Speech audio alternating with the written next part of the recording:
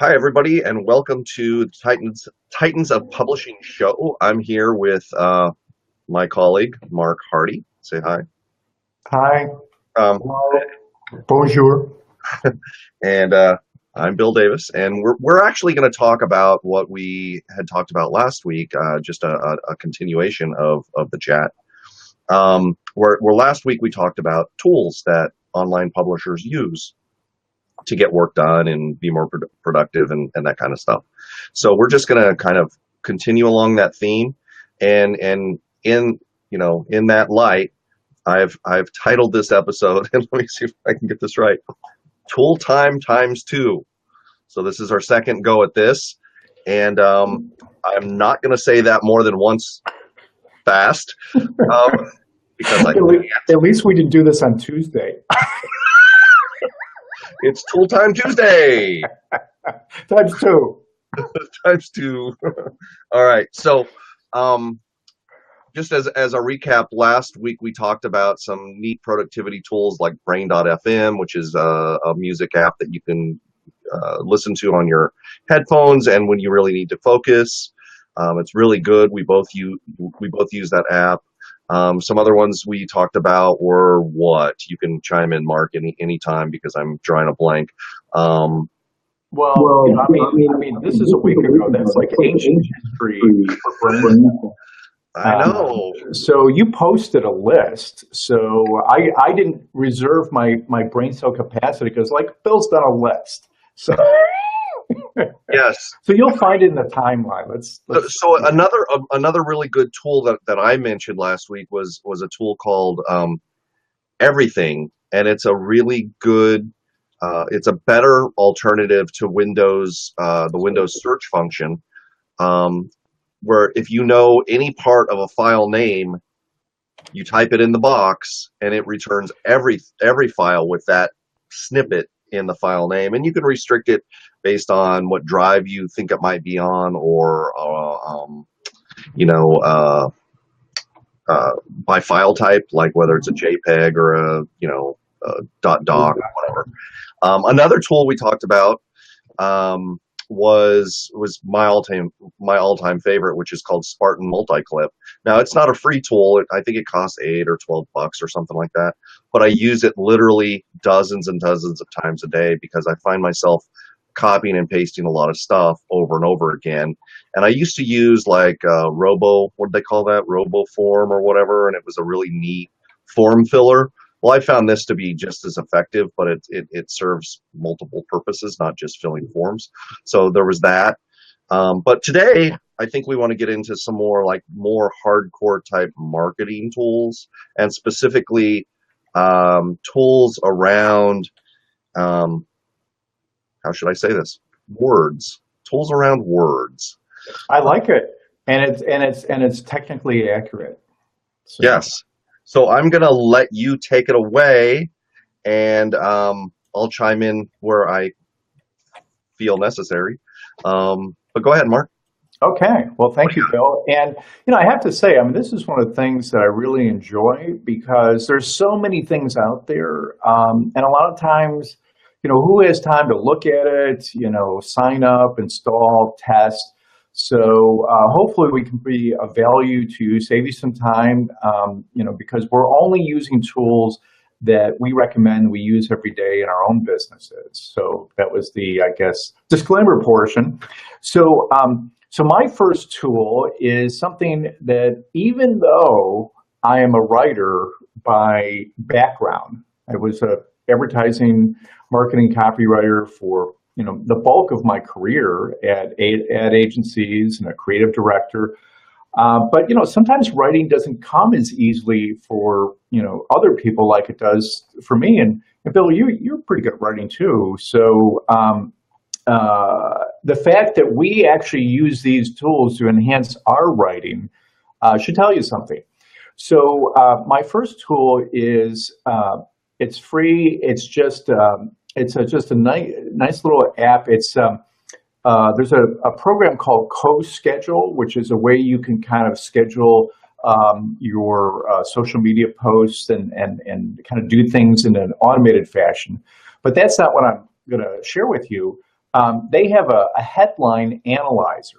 So all you do, and when I say a headline, it could be you're working on a subject line for an email. It could be like you're working on, a topic for a blog post that you're going to publish. It's a great way to get feedback, not just creatively, but it's going to give you feedback on what's going to be the most advantageous headline in terms of getting seen online. So I'm not going to give you the whole URL because it's a little complicated, but we are going to put this either in the chat or we'll do kind of a standalone document. But if you do a search for co-schedule headline analyzer, you'll find it. So it's a neat, again, free, just plop in your headline and see what returns. Okay, cool. Very cool. I use tools like that too, and I have actually used this in the past, and I like it. It's pretty good.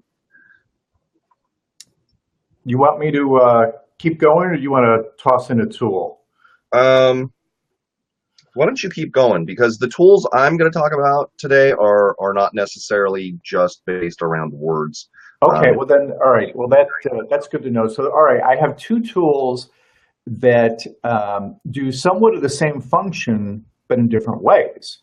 So we all know that, look at what Bill and I formed. It's TOPS, Titans of Online Publishing. So with online publishing, you need to have the right keywords. So keywords aren't just for SEO, but whether it's a blog post or anything you publish online, the more you can be, cognizant of putting in words that your audience or your potential customers or clients would be searching for, it's to your advantage.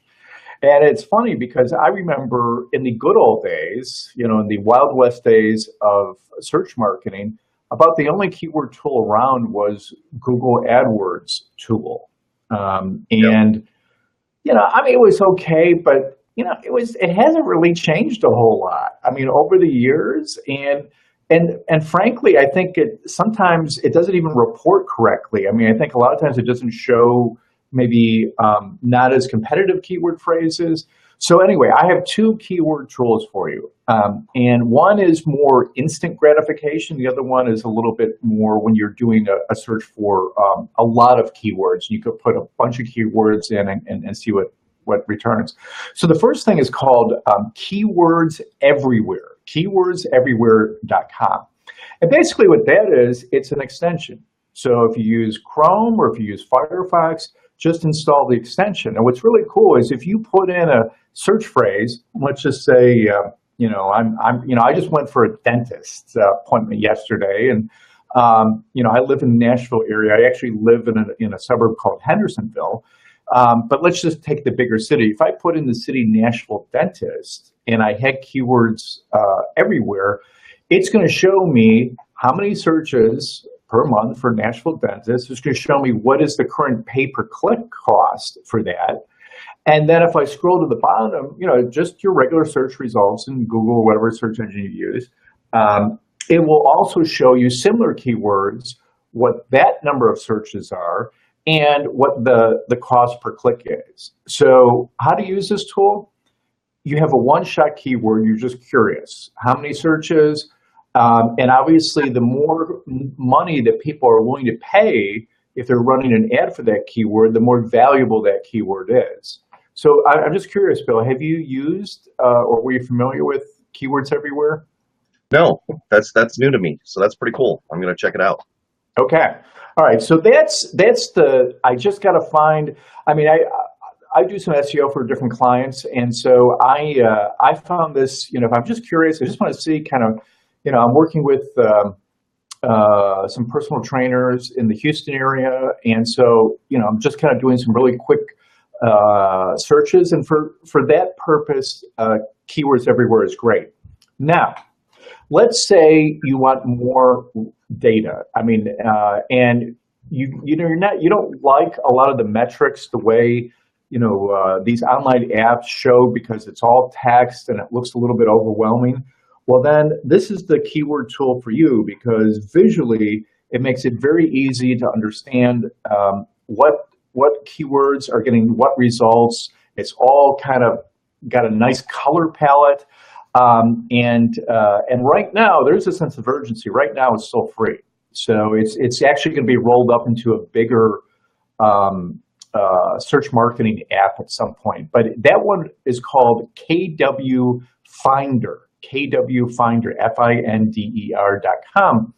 And again, it's, if you have a list of keywords, so let's say you've got, 10 to 12 keywords, based on your online marketing, fine, just, put it in a text file and put it into this app and you'll get some results. And frankly, I like the results better from KW Finder compared to tools that I actually pay money for every month. So that's saying something. So anyway, yes, getting back to your thing, Bill, those word focus, just to recap, for headlines, co-schedule headline analyzer. For keywords, just a quick, one word shot that's keywords everywhere. And then for more detailed keyword searches, that's kwfinder.com. Cool. That's very helpful. I've looked at both of those tools while you were talking, and they, from the appearance of them, they look pretty useful. So that's very cool. I use them every day. Awesome. So two tools that I use every day, and it's in addition to the ones that we talked about last week, and these are going to. The first one is going to seem obvious to most of you, maybe not all of you, but it's Dropbox. If whether you're doing projects on your own or projects with clients, customers, whatnot, Dropbox for me has been indispensable. And there are other alternatives out there for file sharing and putting files in an online, in the cloud, so that other people can see them or share them or use them, edit them, whatever. There's Google Drive. There's Dropbox. There's Isn't there box.com, I think? I think it's box.net, but it might be No. box.com. And I've literally over the last 2 to 3 years, I've tried many of them. Barracuda puts out one, or they put Oh out. yeah, well actually that was the one that I used to use. It was copy.com, and Yeah. they eliminated it. They Yeah. said that's not a business model, and so you had to move all your stuff out or it would have gotten deleted. Yep. And there's also Microsoft has OneDrive. They're all very similar in terms of how they work, their cost, kind of the pricing tiers. What I've found though is Dropbox has two advantages that the other ones don't. The first advantage is more people that I work with use Dropbox than any of the other tools combined. That's number one. And number two, the file syncing, while problematic on most of them, is pretty darn good and fast with Dropbox. Now, I will say that if you upload a whole lot, let's say you have a project and you upload 10,000 pictures on your desktop to Dropbox, and then you open up your laptop, it will take some time for those files to sync.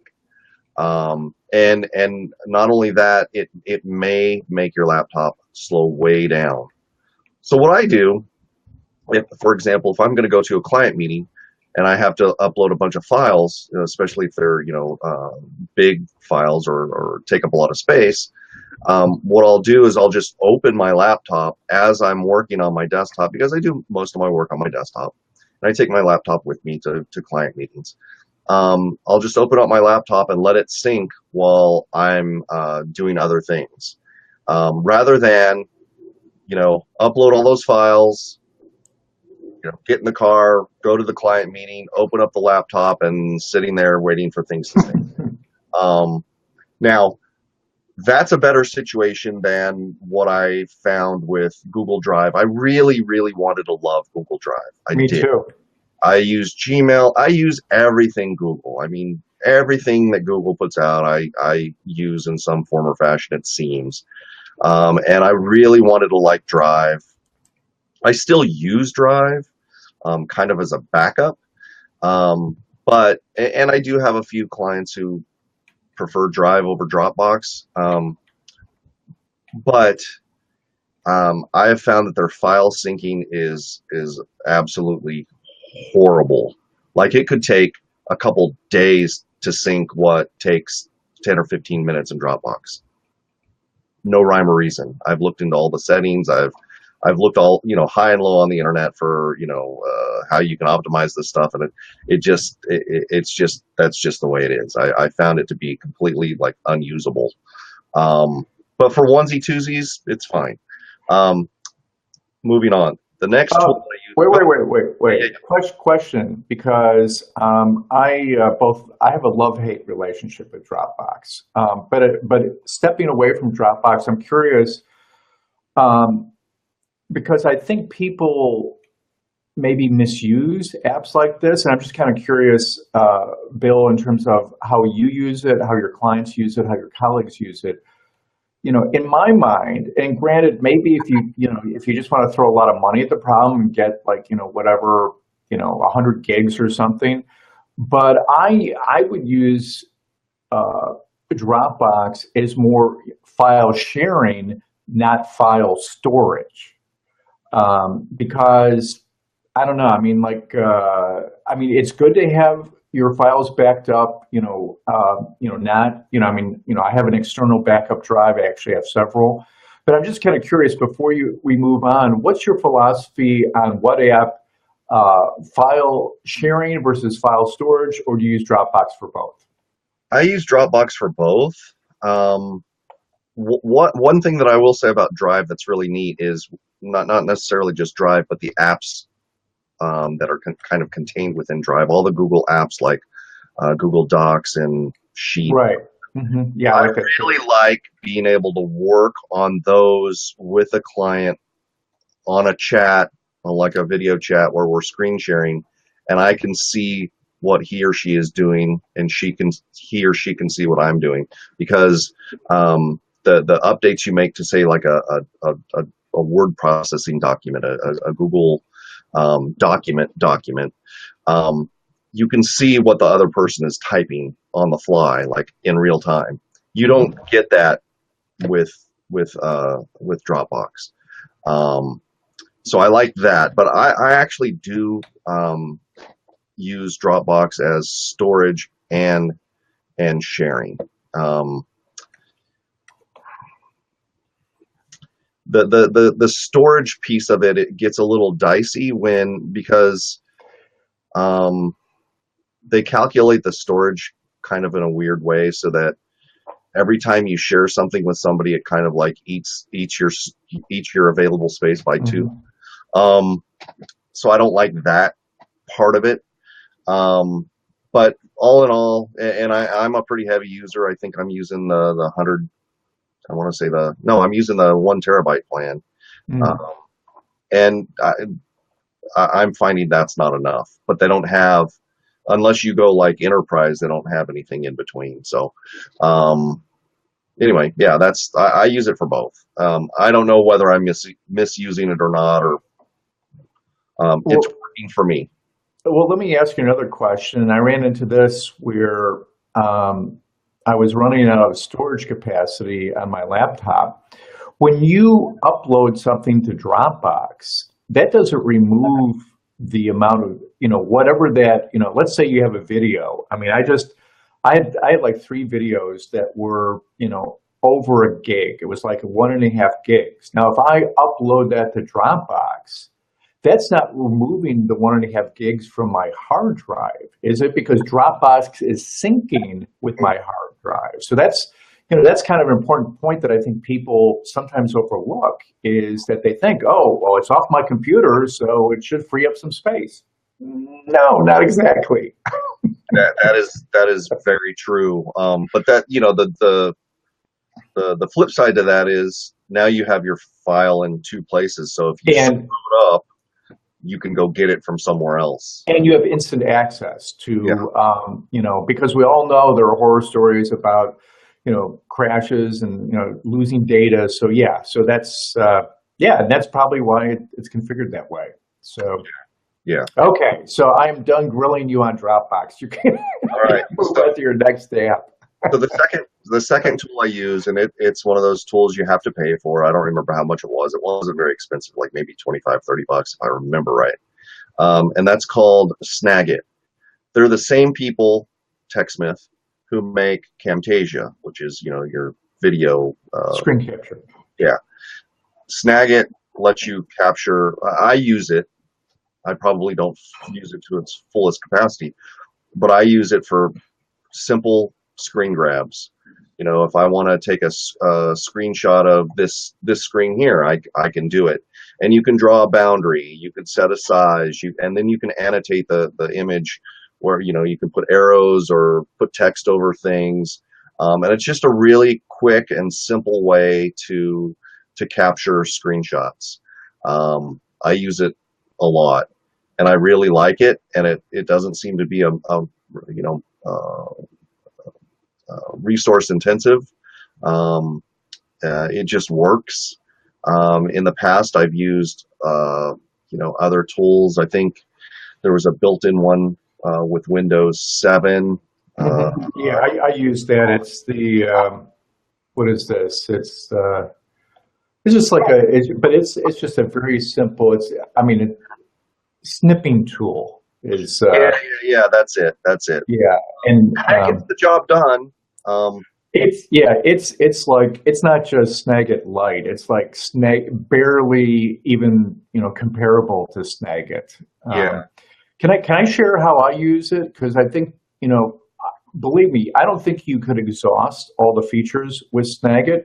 Right. And actually, this is something going way back to when I launched my PR traffic course, because unlike other search tools, there wasn't really a way for you, when you did a press release, to actually go online and say, oh, it's number one in Google News for keyword or wherever it is.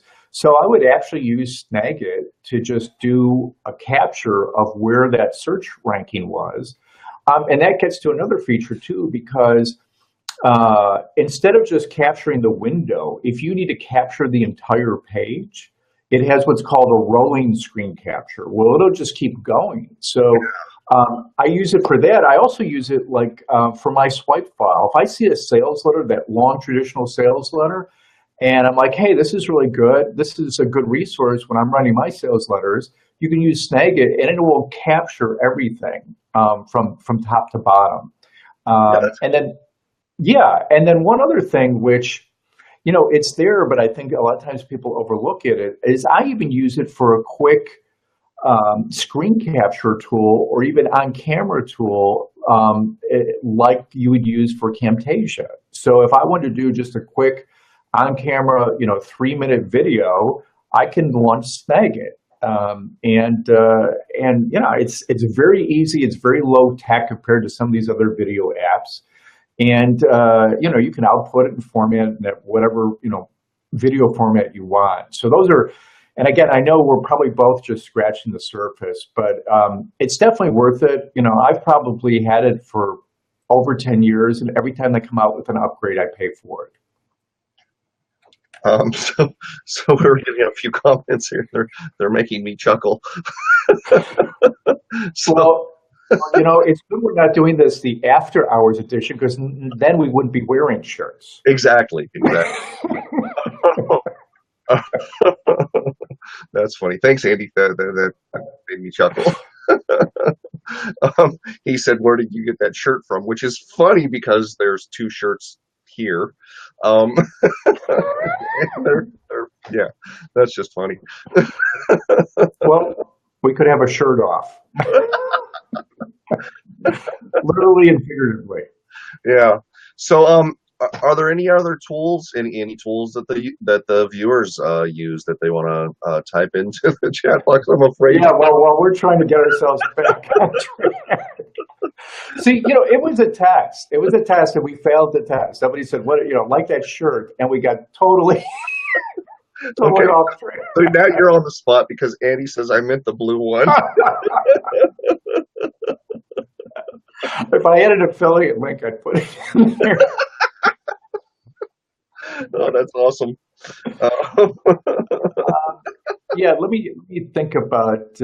Let's see, what do I got here? Um,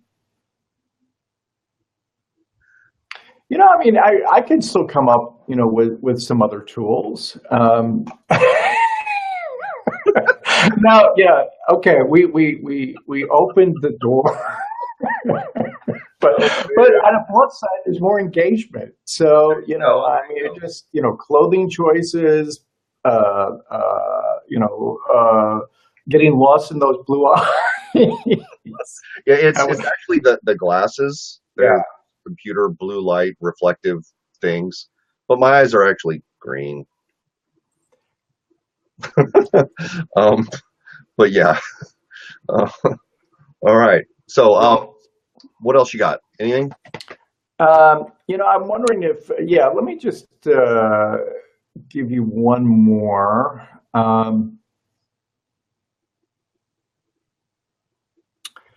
And I'm still investigating this. And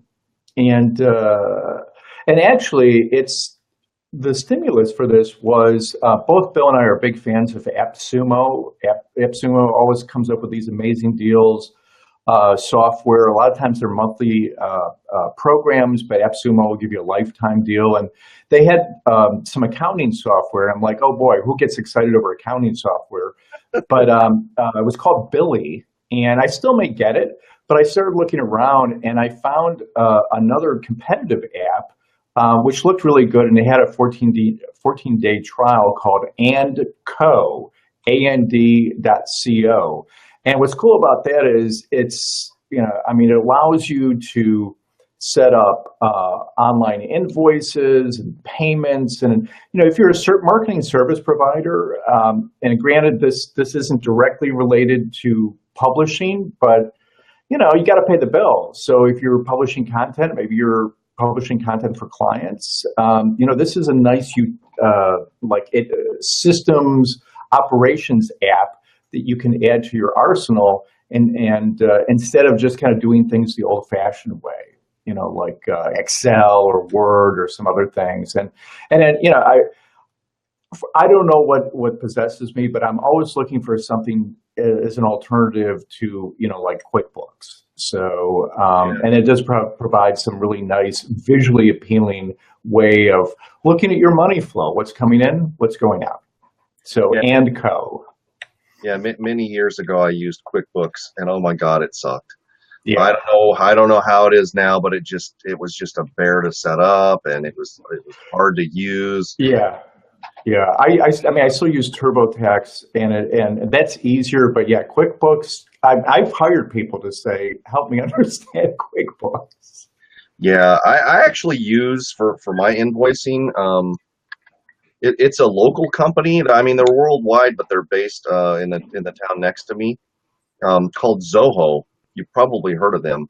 They have some products that are online products that are competitive with the Google Docs suite, and most of them are free, but they have an application called Zoho Invoicing or Zoho Invoice or something like that.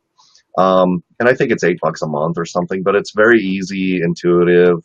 Stuff gets done. The client can, pay you in a variety of ways, and it's pretty solid. But I like these. I like the tools you mentioned too, because Well, um, you know, and you know what? As you were talking, can I share one more? Which sure. it'll work for the this is like happy hour conversation when we start getting all goofy, but this is something that I think it's just Google. You went back before about stuff you like with Google. Um, uh, G Suite. It used to be called Google Apps, but it's gsuite.com. And, I mean, I just had the $5 a month deal, but here's what's cool about G Suite. You actually get customer service with Google. You can actually call somebody. I mean, have you ever tried to contact a live human at Google? Good luck. Yeah, yeah. So, but it gives you a nice kind of suite of apps. But one thing that, and I haven't really used this, is if you need to send, like if you're doing business prospecting and you have lists and stuff, and you don't want to risk like your main domain, you could actually, G Suite allows you to send like 2,000 emails a day. And so that was the feature that hooked me. But frankly, it was just having an account rep at Google that you could actually call and say, what's up about blank. So Right. yeah, Right. G Suite, not Well, G Spot, G Suite. that's a great insider tip, actually. If you get the inside track to a live human at Google for $5 a month, I think that's worth it. Just for that alone, it's worth it. Mhm. Cool. All right. Well, what we're gonna do is like we did last week. We'll compile a list, put it into a PDF, throw it up on the web, attached to this video of hopefully all of the tools we've talked about today. We'll also include a link to where Mark bought his shirt and where I got my glasses. So I think it's a complete show. And you know what? I would also include where you get your hair cut, even though that's more of a local thing. Yeah, there's I didn't go there this last time, but there's this old time barber shop, but it's like it reminds. I don't want to sound mean, but it sounds like, or it feels like kind of the sweatshop of barbershops, because you walk in and there's like a U shape. You're walking into the top of the U, and it's just filled with mostly women barbers, and they're mostly Asian, and they cut hair really fast, and they do it really cheap. And I don't know if this is a testimonial to that, but they do a really good job. And I don't know anywhere where you can get a haircut in California for less than $10, except for this place. Okay, number one, we don't have anything like that in Nashville.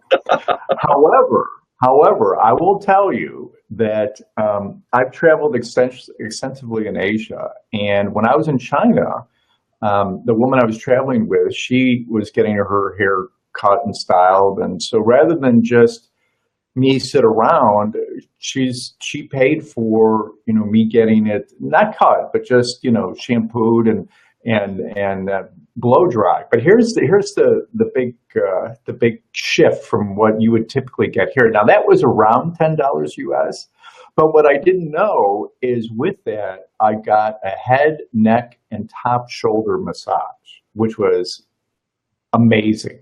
Yeah. So I'm like, I was like, well, I see people cutting hair, but I'm getting a massage. So yeah, that was a really nice value add. Yeah. Brings me back to when I was a kid. My barber, I had a regular barber as a kid, but he had one of those hand massage things. Oh, the old ones, yes. It's like the mobile version of the Motel Magic Fingers. Yes, it was awesome. I remember those. They were awesome. And also, not when I was a kid, but later on, they did shaves with the straight razor. The best shave you're ever going to get. You can't find places like that anymore. And there's probably a reason. Well, I know there's a reason. There actually is a reason. There's some kind of law in California that says you can't use a straight razor, blah, blah, blah. Oh, yeah. Oh, of course there is. Because they're, unsanitary. They have to be disposable, which is like, what's the freaking point? Mm-hmm. But anyway, that's all other stuff. Yeah. I'm like, how do we tie this back to publishing? Well, the answer is we don't. But it is Friday. We're in a good mood. We hope we put you in a good mood with the tools and the tips and the anecdotes. So yeah, this was a fun one, Bill. I always like talking tools. All right. Well, like I said, we'll encapsulate everything into a PDF and throw it up with this video. So if you want to watch the replay, you can and grab that file. And happy Friday, and hope you have a good weekend, and stay out of the heat. It's been hotter than hell here, and it kind of sucks. So as soon as I'm off this call, I'm getting a beer and I'm going outside. Woohoo! Bye, All right. everybody. See you guys later.